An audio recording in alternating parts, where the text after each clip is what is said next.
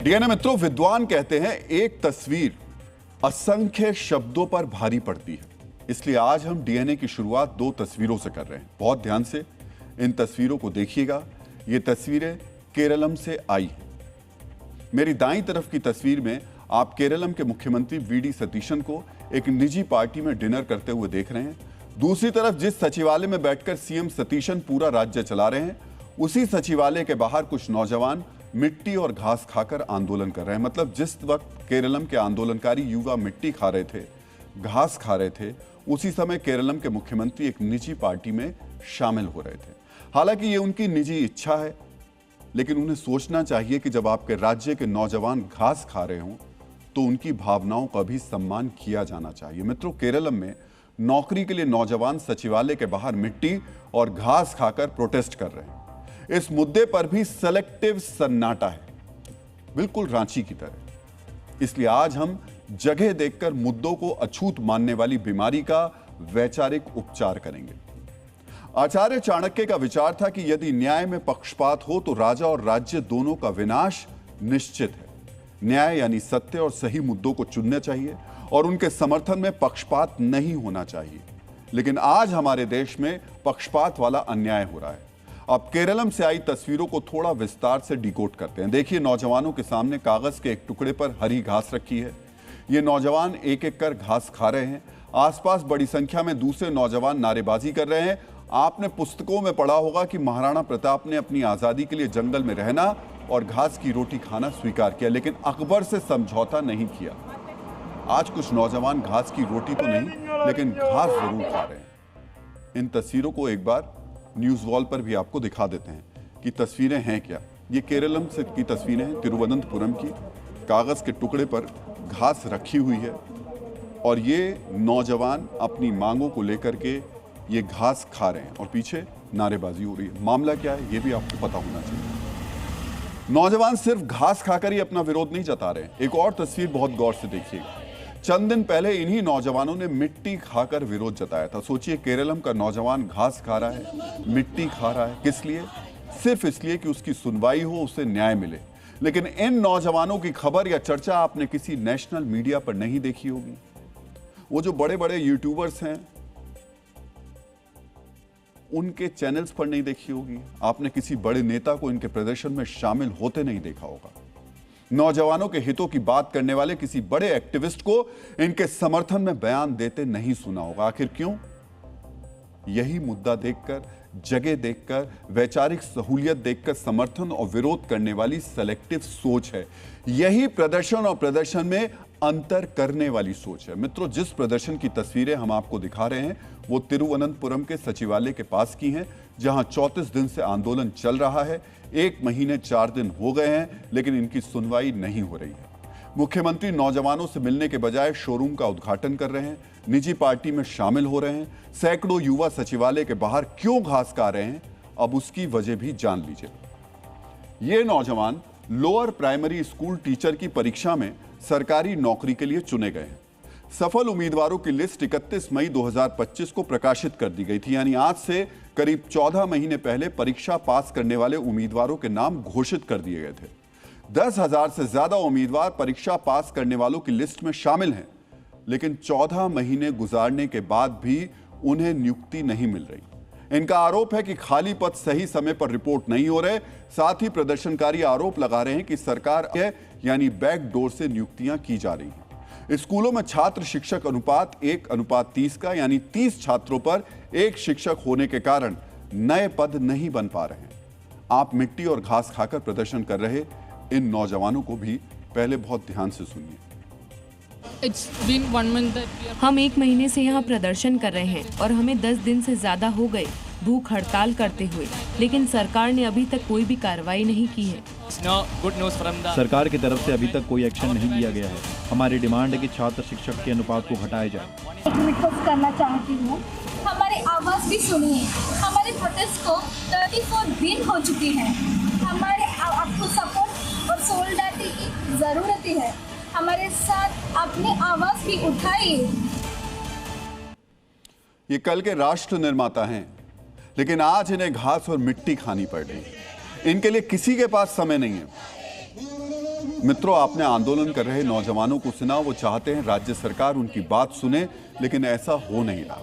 आज जब छात्र 34वें दिन घास खाकर विरोध जता रहे थे, ठीक उसी वक्त कोच्चि में मुख्यमंत्री वी.डी. सतीशन भारत में अमेरिकी राजदूत सर्जियो गोर से मुलाकात कर रहे थे। उन्होंने अमेरिकी राजदूत के साथ कई मुद्दों पर चर्चा की। इस तरह की बैठक या मुलाकात में कोई बुराई नहीं है, ये कोई गलत नहीं है, लेकिन तिरुवनंतपुरम में अपने ही राज्य के नौजवान 34 दिन से इंतजार कर रहे हैं कि सीएम उनकी समस्या सुनेंगे, चर्चा करेंगे, लेकिन सीएम के पास समय नहीं है। ये ठीक नहीं है। हम फिर कहेंगे, मुख्यमंत्री की कई जिम्मेदारियां होती हैं, लेकिन उन्हें ध्यान रखना चाहिए कि नौजवानों और भविष्य निर्माताओं की बात सुनना भी उन्हीं जिम्मेदारियों में से एक बड़ी और प्रमुख जिम्मेदारी है। सोचिए, सालों के परिश्रम से इन नौजवानों ने सरकारी नौकरी की परीक्षा पास की, लेकिन जब नौकरी मिलने का समय आया तो बैकडोर से नियुक्ति हो रही है। इनको डर है कि जो रैंक लिस्ट 2025 में जारी हुई उसकी वैधता जल्द खत्म हो जाएगी, यानी परीक्षा पास करने के बाद भी ये नौजवान नौकरी के लिए योग्य नहीं रहेंगे। ये 10,000 से ज्यादा नौजवानों से जुड़ा मुद्दा है, 10,000 से ज्यादा परिवारों से जुड़ा मुद्दा है, लेकिन फिर भी इस पर सेलेक्टिव चुप्पी है। युवाओं के मुद्दे उठाने का दावा नेताओं के एक बड़े वर्ग ने इस आंदोलन को अछूत बना दिया है। Doctor B.R. आम्बेडकर ने कहा है कि न्याय कभी ये नहीं देखता कि सामने कौन खड़ा है, वो केवल सत्य को देखता है। डीएनए मित्रों, लेकिन नौजवानों से जुड़े मुद्दे को भी सत्य नहीं, सहूलियत की नजर से देखा जा रहा है। ये देखा जा रहा है कि नौजवान कहां प्रदर्शन कर रहे हैं, उनका मुद्दा क्या है। लोकेशन देखकर प्रदर्शन का समर्थन करने और नहीं करने के फैसले लिए जा रहे हैं। मित्रों, आपको न्यूज वॉल पर एक दिलचस्प जानकारी भी दिखा देते हैं। प्रदर्शन नौजवानों का ही है, लेकिन प्रदर्शन में भी फर्क देखा जा रहा है। और ये 3 तस्वीरें हम आपको दिखा रहे हैं। ये जंतर मंतर का 24 जुलाई 2026 की तस्वीरें पूरे देश ने देखी। यहां समर्थन के लिए नेता भी थे, अभिनेता भी थे, सब लोग थे। लेकिन यहीं से 1200 किलोमीटर दूर जो रांची है, वहां आज पहली बार कोई बॉलीवुड से पहुंचा तो पीयूष मिश्रा थे। इसके अलावा वो लोग जो कि जंतर मंतर के लिए लगातार पोस्ट कर रहे थे, लगातार अपनी भावनाओं को वीडियो बना बना करके विदेशों से भेज रहे थे, उनमें से किसी भी शख्स की उंगलियां ना तो अपने सोशल मीडिया के अकाउंट पे चल पाई और ना ही उनकी जुबान खुल पाई। नेताओं की तो बात ही छोड़ दीजिए। दूसरी तस्वीर इसी जंतर मंतर से 2858 किलोमीटर दूर तिरुवनंतपुरम की है। यहाँ की स्थिति तो यहाँ से भी ज्यादा बदतर है।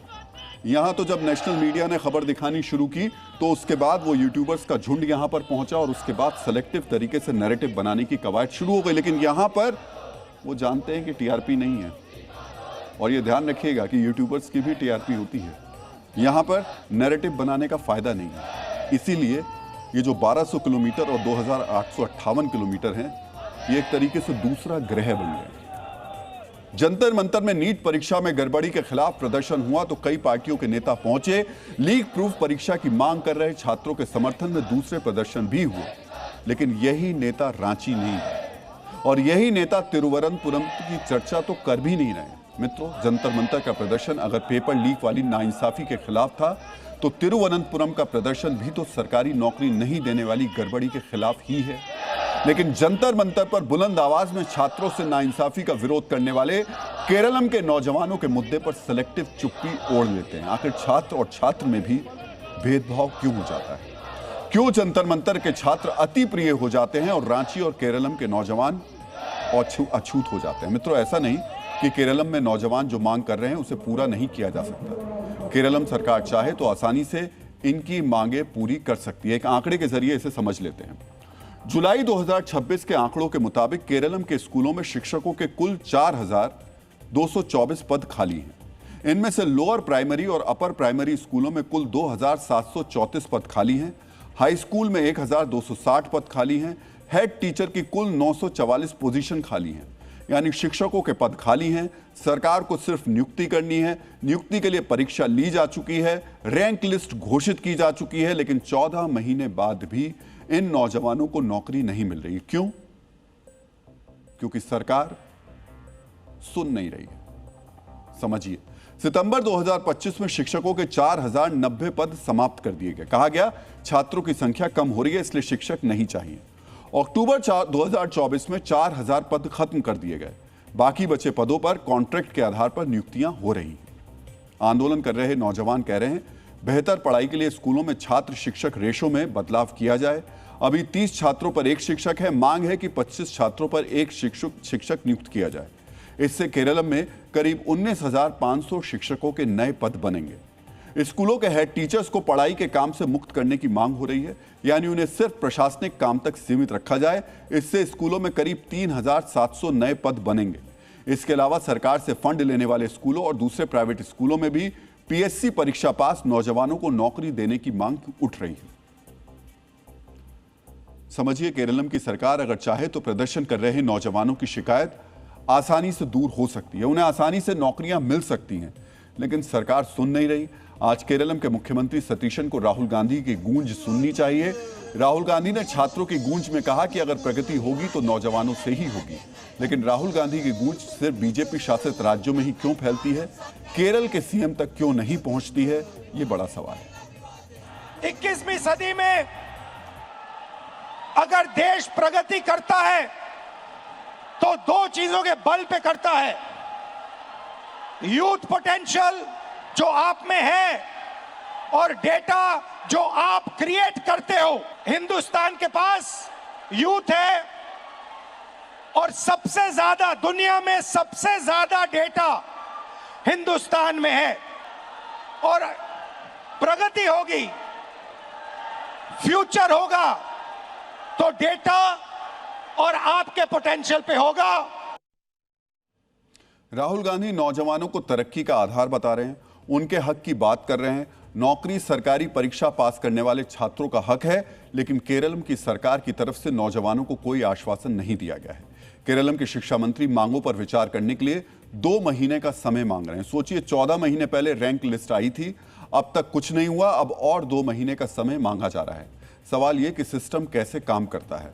अपनी मेहनत से परीक्षा पास करने वाले नौजवानों के हिस्से सिर्फ इंतजार क्यों आता है। राहुल गांधी ने आज प्रयागराज में छात्रों से संवाद किया। इस संवाद की डिटेल रिपोर्ट हम आगे आपको दिखाएंगे। Rahul Gandhi NEET paper leak के खिलाफ भी छात्रों के समर्थन में उतरे थे। वो लगातार छात्रों की समस्याओं को उठा रहे हैं, लेकिन वही राहुल गांधी तिरुवनंतपुरम नहीं जा रहे हैं। क्या रांची और तिरुवनंतपुरम के नौजवानों के मुद्दे उचित नहीं हैं? बिल्कुल उचित है। ये उनके भविष्य से जुड़ा मुद्दा है। फिर राहुल गांधी रांची और तिरुवनंतपुरम के नौजवानों का मुद्दा क्यों नहीं उठा रहे? और यहां बात राहुल गांधी की नहीं है, यहां बात सब पार्टियों की है। नौजवानों की बात हर पार्टी को करनी चाहिए, मिलकर करनी चाहिए। यह राजनीति का मुद्दा नहीं होना चाहिए, क्योंकि अगर देश के नौजवानों को, जेन जी को हम राजनीति में उलझा देंगे तो देश का भविष्य संकट में होगा। वो छात्र राजनीति में उलझ के रह जाएंगे, जिन्हें राष्ट्र का निर्माण करना है वो सियासत में उलझे होंगे। मित्रों, जानते हैं एक परीक्षा में गड़बड़ी या एक नौजवान को नौकरी नहीं मिलना सिर्फ एक व्यक्ति से जुड़ा मामला नहीं है। ये परिवार, समाज और देश के भविष्य से जुड़ा मुद्दा है। इसलिए इसे सहूलियत के नजरिए से नहीं, मुद्दे की सच्चाई और उसके व्यापक असर के नजरिए से देखा जाना चाहिए। सवाल आज केंद्र सरकार से भी है। केंद्र सरकार कहेगी रांची और केरलम का मुद्दा राज्य सरकार से जुड़ा मुद्दा है। ठीक है, यह संविधान की व्यवस्था है, लेकिन केंद्र सरकार इस पर कम से कम राज्य सरकारों से बात तो कर सकती है। राज्य सरकारों को कह तो सकती है कि आप नौजवानों को सुने, इस मुद्दे को जल्द से जल्द सुलझाएं। सोचिए, जिन बच्चों को पढ़ाना है, जिन्हें भविष्य का निर्माण करना है, वो अपने भविष्य के लिए 34 दिन से धरना दे रहे हैं, मिट्टी और घास खाकर विरोध जता रहे हैं, लेकिन कोई सुनवाई नहीं है। नौजवानों की बात इसलिए सुनी जानी चाहिए क्योंकि ये पहली बार नहीं है जब केरलम पीएससी पर सवाल उठे हुए। मित्रों, इससे पहले मार्च 2025 में फर्स्ट ग्रेड सर्वेयर विभागीय परीक्षा में प्रश्न पत्र की जगह उत्तर कुंजी बांट दी गई। अक्टूबर 2024 में एलडी क्लर्क भर्ती परीक्षा में परीक्षा से पहले पेपर को पीएससी की वेबसाइट पर अपलोड करने के आरोप लगे थे। 2020 में केरलम एडमिनिस्ट्रेटिव सर्विस प्रीलिम्स की परीक्षा में निजी कोचिंग संस्थानों के दखल का आरोप लगा था। 2019 में सिविल पुलिस ऑफिसर भर्ती परीक्षा की लिस्ट में लेफ्ट संगठन एसएफआई से जुड़े सैकड़ों लोगों के नाम थे, तब केरल में लेफ्ट की ही सरकार थी। इस बार परीक्षा में गड़बड़ी तो नहीं हुई, लेकिन नौजवानों के भविष्य से खिलवाड़ जरूर हो रहा है। मित्रों, केरलम के नौजवानों का भविष्य भी उतना ही महत्व रखता है जितना जंतर मंतर और रांची के नौजवानों का। इसलिए सीएम सतीशन को चाहिए कि वो थोड़ा सा समय निकालें और सचिवालय जाकर इन आंदोलनकारियों की बातें जरूर सुने और थोड़ा ध्यान से सुने। मित्रों, अब आपको रांची में चल रहे छात्रों के आंदोलन पर आज का अपडेट भी दे देते हैं। 24 घंटे पहले डीएनए में हमने आपको प्रदर्शन कर रहे छात्रों के प्रतिनिधिमंडल और सरकारी प्रतिनिधिमंडल के बीच हुई बातचीत का अपडेट बताया था। आज बातचीत का ये दायरा और आगे बढ़ा है। रांची के स्टेट गेस्ट हाउस में आज राज्य सरकार के 4 मंत्रियों के प्रतिनिधिमंडल ने झारखंड लोकतांत्रिक क्रांतिकारी मोर्चा के देवेंद्र महतो, एनएसयूआई, आदिवासी छात्र संघ और जेएमएम के साथ छात्र जो संगठन है उनसे चर्चा की। मित्रों, यहां हम आपसे एक जानकारी शेयर करना चाहते हैं। दरअसल रांची के जयपाल सिंह मुंडा स्टेडियम में छात्रों के 2 संगठन आंदोलन कर रहे हैं। एक तरफ वो आंदोलनकारी हैं जो किसी राजनीतिक संगठन से नहीं जुड़े हैं, ये छात्रों का आंदोलन है। दूसरी तरफ उसी जयपाल सिंह मुंडा स्टेडियम में विधायक जयराम महतो की पार्टी झारखंड लोकतांत्रिक क्रांतिकारी मोर्चा के नेता भी आंदोलन कर रहे हैं। इनका नेतृत्व देवेंद्र महतो कर रहे हैं। देवेंद्र महतो ने अनशन भी किया। 24 घंटे पहले सरकारी प्रतिनिधिमंडल ने छात्रों के संगठन से बात की। आज देवेंद्र महतो समेत दूसरे छात्र संगठनों से चर्चा की गई। झारखंड सरकार का कहना है कि वो परीक्षा प्रक्रिया में सुधार के लिए सभी पक्षों से बात करना चाहती है। रिफॉर्म से पहले सभी छात्र संगठनों से चर्चा होगी। इतना ही नहीं, अगर राज्य के दूसरे नागरिक भी परीक्षा सुधार पर अपनी राय देना चाहते हो तो वो भी सरकार को ईमेल कर सकते हैं। लेकिन परीक्षा व्यवस्था में सुधार का ये प्रोसेस कब से शुरू होगा और ये प्रक्रिया कब खत्म होगी, इस पर सरकार ने कोई टाइमलाइन फिक्स नहीं की है। इससे छात्र नाराज हैं। आज एक तरफ सरकारी प्रतिनिधिमंडल छात्र संगठनों से बात कर रहा था, तो दूसरी तरफ छात्रों के प्रदर्शन में शामिल होने के लिए अभिनेता और गायक पीयूष मिश्रा रांची पहुंचे। उन्होंने अपने अंदाज में छात्रों का उत्साह बढ़ाया।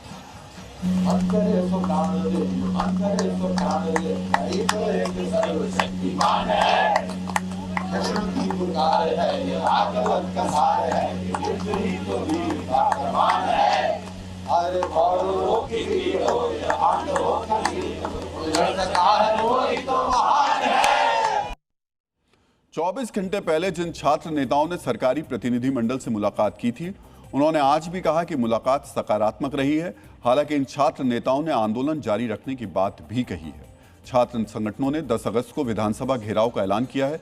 इनका कहना है कि अगर 10 अगस्त तक सहमति नहीं बनती तो विधानसभा का घेराव किया जाएगा। इस घेराव को बीजेपी ने भी समर्थन दिया है। कल हमने आपको बताया था कि रांची के छात्र आंदोलन को कैसे लेफ्ट से जुड़े छात्र संगठन हाईजैक करने की कोशिश कर रहे हैं। आज इस पर भी एक नया अपडेट आया है। आज आइसा ने जयपाल सिंह स्टेडियम में प्रदर्शन का अपना अलग मंच लगा दिया। यानी जयपाल सिंह स्टेडियम में अब छात्र प्रदर्शन के 3 मंच लग गए हैं। एक छात्रों का मंच जो गैर राजनीतिक है, एक झारखंड लोकतांत्रिक क्रांतिकारी मोर्चा से जुड़े नेताओं का मंच और तीसरा आइसा का मंच। अपने आंदोलन को राजनीति से दूर रखने वाले छात्रों का कहना है कि सरकार जल्द फैसला ले, सभी से बात करने और सहमति बनाने के नाम पर प्रक्रिया को लंबा नहीं खींचा जाए।